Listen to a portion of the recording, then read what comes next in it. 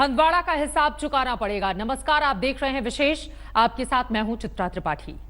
एक बार फिर पाकिस्तान ने नापाक हरकत की है। उसके भेजे आतंकवादियों ने हंदवाड़ा में सीआरपीएफ के जवानों पर छिपकर कायराना हमला किया।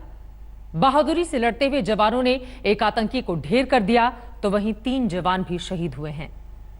कश्मीर के अमन में जहर घोलने वाले पाकिस्तान को हंदवाड़ा में कायराना हमलों का हिसाब चुकाना पड़ेगा।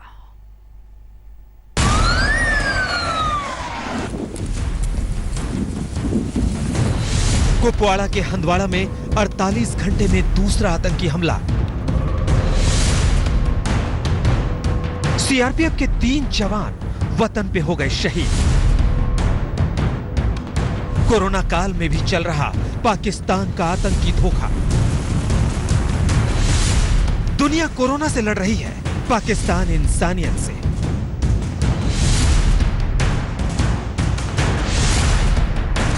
कोरोना से भी ज्यादा मानवता के लिए खतरनाक है पाकिस्तान।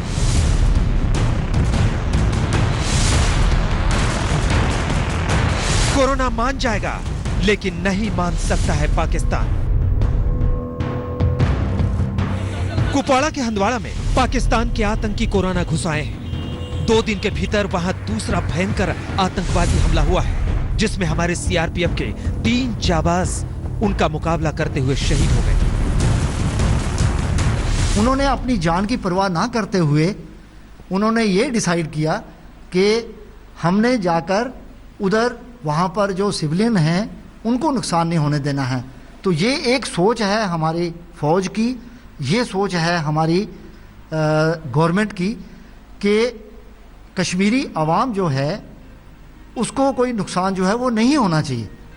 तो ये एक ट्रिब्यूट है हमारा इन योद्धाओं के लिए जिन्होंने अपनी जान निछावर कर दी अपने जो वतन के जो आवाम है उनको बचाने के लिए। जम्मू और कश्मीर के हंदवाड़ा में आतंकवादियों ने सीआरपीएफ की एक पेट्रोलिंग टीम पर अचानक फायरिंग शुरू कर दी।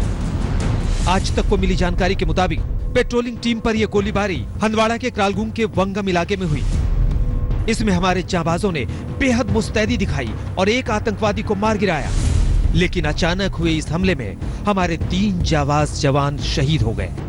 जवानों में कैप्टन संतोष मिश्रा, कैप्टन चंद्रशेखर और कैप्टन अश्विनी कुमार यादव शामिल हैं। वैसे तो पिछली घटना के बाद से ही कुपवाड़ा में हाई अलर्ट है। सोमवार शाम को हंदवाड़ा के पास वनीगाम में सीआरपीएफ के एक काफिले पर हमला हुआ, जिसमें 3 सीआरपीएफ के जवान शहीद हुए। उसके बाद पूरी कश्मीर घाटी में सुरक्षा व्यवस्था को काफ़ी चौकस कर दिया गया है। सुरक्षा बलों को हाई अलर्ट पर रख दिया गया है, क्योंकि पिछले 24 घंटों के दौरान ये दूसरा आतंकी हमला था। कल हंदवाड़ा में जो आतंकी हमला हुआ, जिसमें सेना के 4 जवान 2 अफसरों सहित और एक पुलिसकर्मी मारा गया था, आज उसी इलाके में हंदवाड़ा में ही सीआरपीएफ के काफिले पर हमला हुआ, जिसमें सीआरपीएफ के 3 जवान जो हैं वो शहीद हुए हैं। दरअसल पिछले कुछ दिनों के दौरान कश्मीर में आतंकी हमलों में तेज़ी आई है। यही कारण है कि अब आज इस हमले के बाद पूरे कश्मीर में, खासतौर से श्रीनगर शहर में, सुरक्षा बलों को हाई अलर्ट पर रख दिया गया है, ताकि इस तरह के किसी भी और आतंकी हमले को टाला जा सके या विफल किया जा सके।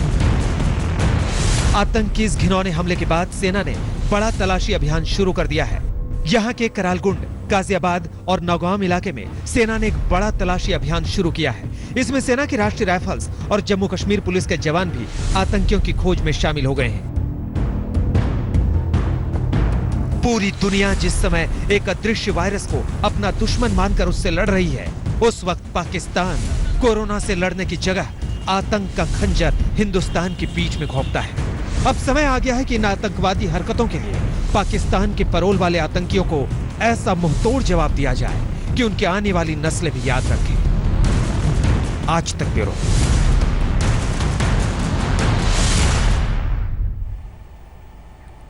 हंदवाड़ा में ही पाकिस्तान के भेजे आतंकवादियों की कर्नल आशुतोष और उनकी बटालियन से जबरदस्त मुठभेड़ हुई थी। इस मुठभेड़ में लश्कर चीफ हैदर और उसका साथी ढेर कर दिया गया। इस दौरान आतंकवादियों के कब्जे से नागरिकों को छुड़ाने और उनका सफाया करने में 2 अफसर और 3 सुरक्षाकर्मी भी शहीद हो गए। ऐसे में पाकिस्तान का मुकम्मल इलाज बेहद जरूरी हो गया है।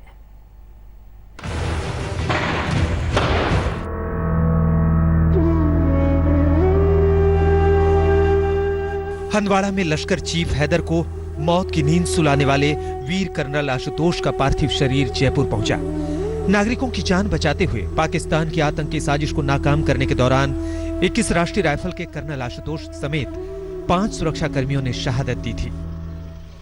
कश्मीर के हंदवाड़ा में हुए मुठभेड़ में शहीद कर्नल आशुतोष शर्मा का पार्थिव शरीर जयपुर एयरपोर्ट पहुंच चुका है। आप देख सकते हैं किस तरह से उनके पार्थिव शरीर को जयपुर एयरपोर्ट पर लाया जा चुका है।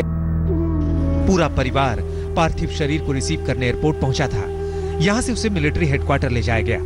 कर्नल आशुतोष के परिवार ने उनकी शहादत पर आंसू नहीं बहाया। 2 बार वीरता के लिए सम्मानित कर्नल आशुतोष की शहादत पर पूरे परिवार को गर्व है। आशु का पैशन यूनिफॉर्म, ड्रीम यूनिफॉर्म, तो उसके आगे कोई सॉरी बोले या कोई अफसोस मनाए तो नहीं।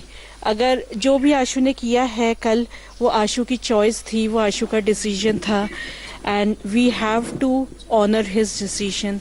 We can't afford to disgrace. यही जज्बा पीठ पर वार करने वाले पाकिस्तान को हर बार पस्त करता रहा है। इसके बावजूद वो अपनी हरकतों से बाज नहीं आता। उधर पंचकुला में शहीद मेजर अनुज सूद के घर पर उनके परिजनों के आने का सिलसिला जारी रहा। मेजर सूद के पिता रिटायर्ड ब्रिगेडियर हैं। सुनिए कैसे मेजर अनुज सूद आईटी के लिए चुने गए थे, फिर भी उन्होंने सेना को चुना। यही नहीं, एमटेक करने के बावजूद वो देश के दुश्मनों को नेस्तनाबूद करने के लिए सेना के साथ ही जुड़े रहे। जिस स्कूल में ये पढ़ता था इनके साथ, पीपीएस लखनऊ से, वहाँ से फिर हम उसको यहाँ पीपीएस नावा में पब्लिक स्कूल यहाँ शिफ्ट किया था। और वहाँ से क्योंकि काफ़ी हम भी वहीं से गए थे स्कूल से, चांस बढ़ाने के लिए आया था वहीं से। सिंगल पॉइंट एक था, फौज में जाना है, इंडिया की तरफ जाना है, उससे बढ़ना। दरअसल बेशर्मी की सारी हदें पार कर पाकिस्तान कोरोना काल में भी मिशन आतंकवाद पर काम कर रहा है। हर दूसरे दिन सरहद पार करने की कोशिश, हर कुछ दिन बाद आतंकी वारदात से घाटी को दहलाने की साजिश। हद हो गई है अब तो। हर बार पिटता है, फिर हर बार बारूद का ढेर लेकर आ जाता है पाकिस्तान। ऐसी ही हरकत उसने हंदवाड़ा में की, लेकिन कमांडिंग अफसर कर्नल आशुतोष शर्मा के साथ सुरक्षा बलों ने हंदवाड़ा के इस इलाके को घेर लिया। एक एक घर की तलाशी ली जाने लगी और इसी दौरान मुठभेड़ हुई थी। आखिरकार हंदवाड़ा एनकाउंटर में लश्कर ए तैयबा के कश्मीर चीफ हैदर का सफाया हो गया। भीषण गोलीबारी के बीच सेना ने 2 विदेशी आतंकियों को मार गिराया और उनका ठिकाना तबाह कर दिया, लेकिन 5 सुरक्षा कर्मियों को शहादत देनी पड़ी।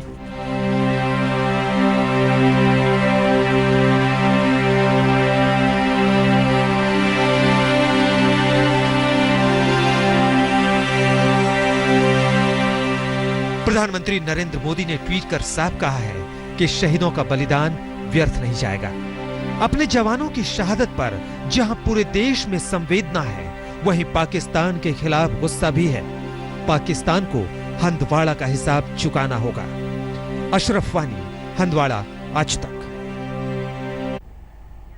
आतंकियों की घुसपैठ के इरादे से सीजफायर का उल्लंघन पाकिस्तान की आदत में शुमार हो गया है। एक महीने में औसतन 300 बार वो सरहद पार से हिंदुस्तान की सरजमीं को छलनी करने की साजिश कर रहा है। बच्चों से लेकर बुजुर्ग तक उसके साजिश के चलते अपनी जान गंवाते रहे हैं। बेकसूरों की मौत के बाद हर बार वो बेनकाब होता है, फिर भी बाज नहीं आता।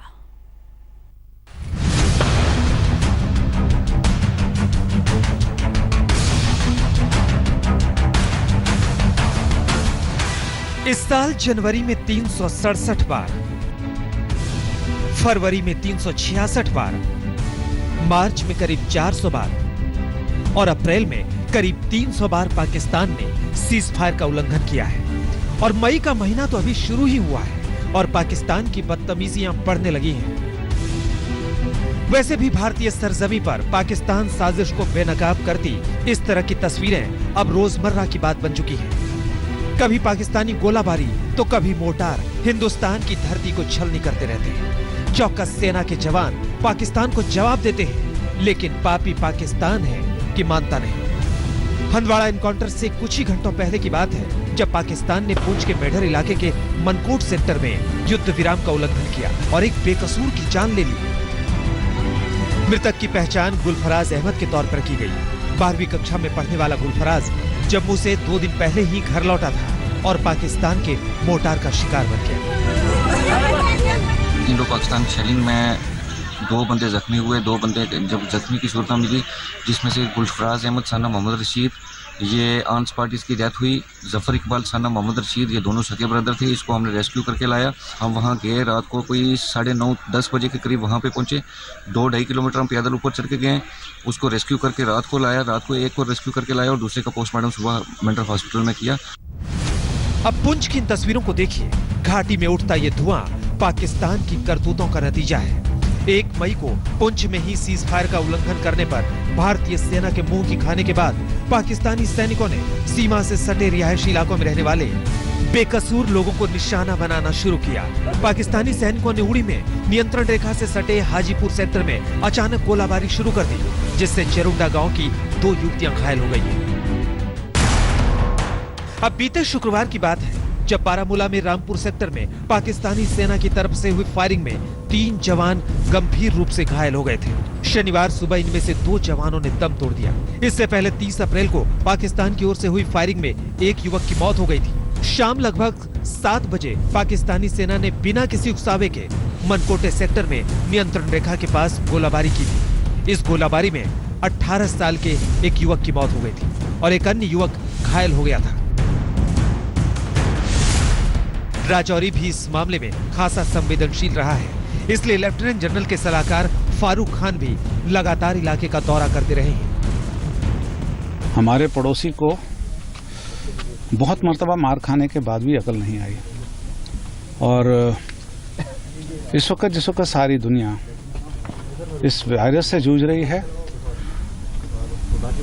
हमारा पड़ोसी पाकिस्तान हमेशा की तरह अपनी उन गलीज हरकतों में लगा हुआ है। दरअसल भारत और पाकिस्तान के बीच जम्मू कश्मीर से अनुच्छेद 370 हटाए जाने और राज्य के दर्जे में बदलाव के बाद से तनाव चरम पर पहुंच चुका है। एक तरफ पाकिस्तान के प्रधानमंत्री इमरान खान इस मुद्दे को संयुक्त राष्ट्र संघ समेत तमाम अंतर्राष्ट्रीय मंचों पर उठाने का कोई मौका नहीं गंवाते, तो दूसरी तरफ उनकी फौज सरहद पार से सीज फायर के उल्लंघन का कोई मौका नहीं छोड़ती। जानकार भी मानते हैं कि पाकिस्तान भारत में आतंक फैलाने का कोई मौका नहीं चूक रहा है और इसके लिए उसने आतंक के आकाओं का पूरा जाल बिछा रखा है। पाकिस्तान का जो बिहेवियर है आर्मी का, वो बहुत सिविलाइज्ड नज़र नहीं आता। वो जिस तरीके की आतंकवादी गतिविधियों में इन्वॉल्व है हिंदुस्तान और अफ़गानिस्तान और दूसरे देशों में, फिर उसके अलावा जो इंटरनेशनल नॉर्म्स होते हैं या ट्रीटी ऑब्लिगेशंस, इस पे भी पाकिस्तान कभी ध्यान नहीं देता। बीएसएफ और आईटीबीपी के आला अधिकारी भी मानते हैं कि आतंक को बढ़ावा देने की साजिश रचने वाला पाकिस्तान पास आने वालों में से नहीं है, लेकिन वो पूरी तरह इसका जवाब देने में सक्षम है। हम सारे के सारे उनके जितने भी पैटर्न्स हैं वो हमारे अंडर ऑब्जर्वेशन हैं और उन सारे के सारे पैटर्न्स को एनालाइज करके उससे ज्यादा हम सिक्योरिटी इंतजाम करते हैं, उनको काउंटर करते हैं। पाकिस्तान सुधर जाएगा ये सोचना भी बेमानी है। बस कोशिश हर बार उसका इतना नुकसान करने की हो कि अगली बार सीज फायर का उल्लंघन करने से पहले वो 100 बार सोचे। आज तक ब्यूरो। इस खबर के बीच पीएम मोदी ने बिना नाम लिए पाकिस्तान पर बड़ा हमला बोला है। प्रधानमंत्री ने कहा है कि एक और दुनिया कोरोना से लड़ रही है, तो वहीं दूसरी तरफ कुछ लोग आतंकवाद और फर्जी खबरों का वायरस फैला रहे हैं। हंदवाड़ा हमले के बाद पीएम मोदी का ये अहम बयान सामने आया है। बिना पाकिस्तान का नाम लिए उन्होंने करारा हमला बोला है। क्या कुछ कहा गया है प्रधानमंत्री नरेंद्र मोदी की ओर से, सुनिए। Some people are busy spreading other deadly viruses such as terrorism, such as fake news and doctored videos to divide communities and countries. हमारा पड़ोसी देश पाकिस्तान इतना बदमिजाज मुल्क है कि कहने ही क्या। ऐसे समय में जब पूरी दुनिया कोरोना संक्रमण की दवाई बनाने में लगी हुई है, तो पाकिस्तान भारत की फिजाओं में आतंकी बारूद घोलने की कोशिश कर रहा है। देखिए।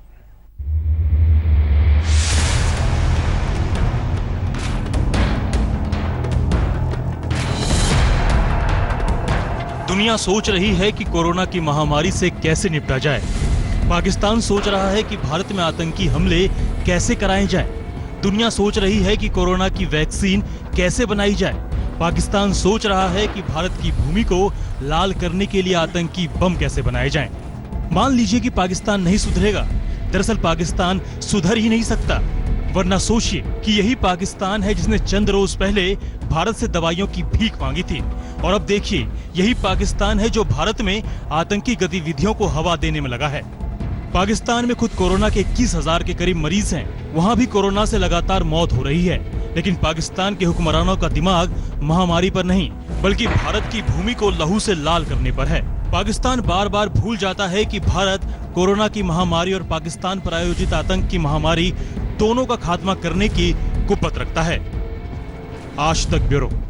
नमस्कार, मैं हूं अंजना ओम कश्यप। हमें उम्मीद है ये वीडियो आपको पसंद आया होगा। लेटेस्ट खबरों के लिए यूं ही देखते रहिए आज तक, और इस वीडियो के पसंद आने पर लाइक, शेयर एंड सब्सक्राइब करना ना भूलें।